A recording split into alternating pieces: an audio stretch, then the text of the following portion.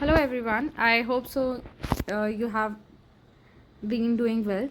Now let us discuss about chemical bond. This is the first major topic which you are going to study majorly in your chemistry.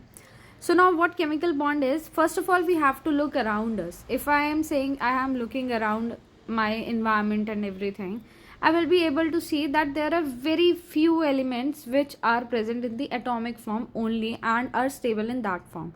Ratherly, mostly what I have seen or what you might have observed, there are molecules. We are surrounded with molecules. And to form a molecule, there should be some kind of attraction between the atoms so that they could stick together and move united. For example, if I have to say H2O, so in H2O, it does not mean that hydrogen and oxygen are moving separately. No, hydrogen and oxygen have a very strong certain kind of force of attraction due to which they are combined together. And now if I have to say H2O, so that means I am just looking into a picture where hydrogen and oxygen are combined together, they are not separately present over there. This is something which is known as chemical bonding. In this chapter, in the more, if I am going to teach you more, we will be learning about chemical bonding only. So let's say why, I could say ki why the atoms combine together to form a molecule, why they not exist as noble gases only. So this can be explained by octet rule given by Cauchy Lewis. So what he said is that if I am having any atom and it has a stable 8 electron configuration in its outermost shell, that means majorly similar to noble gases, the atom will be very stable and it will not react with any other any other atom to form any molecule. So in this theory, he approached by this theory only. He said that every atom wants to acquire noble gas configuration, and to acquire that noble gas configuration, atoms combine with different atoms to approach that. Now there are two ways how this can be proceeded. Number one way is gain and loss of electron. An atom can gain electron or lose electron accordingly to achieve a noble gas configuration and become stable. Second thing is the atom can share electrons accordingly and become stable. For example, sharing example we could see here.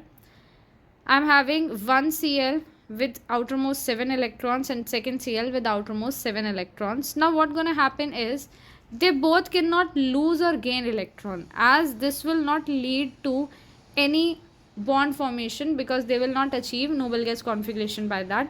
But if they will share one electron with each other, they could achieve noble gas configuration, that is outermost shell will acquire 8 electrons. So what they're gonna do is this Cl will share one electron from the side one and this Cl will share one electron from this one also. By that we will be achieving 8 electrons in both the Cls, and hence a bond is formed between both Cl, and that bond will be known as covalent bond. We will later study more about this topic, but let me take you to the further topic, that is the how gain and loss of electrons takes place.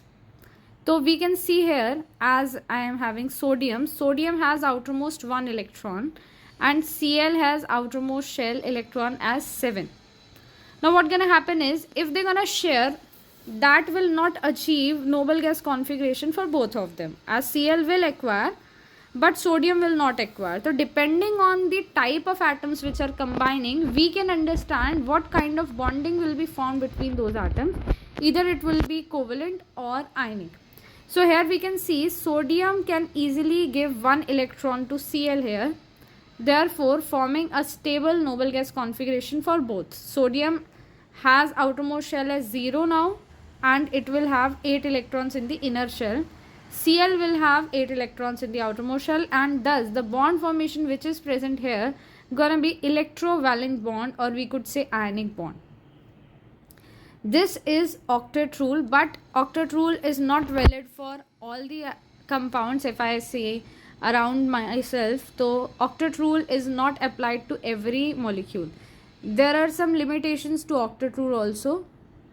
So first limitation is some molecules have incomplete octet.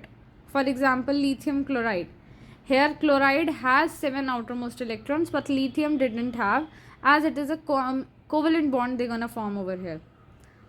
Some molecules has expanded octet. Expanded octet we could see SF. Yeah, the molecule which are we are watching over here.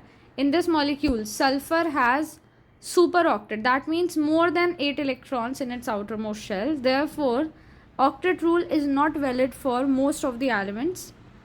Later, we could more elaborate these topics and understand these more with much more examples. In this short kind of video for giving an introduction about my teaching, I hope so. This much is very fine, and I would love to see you people learning from me again. Bye bye.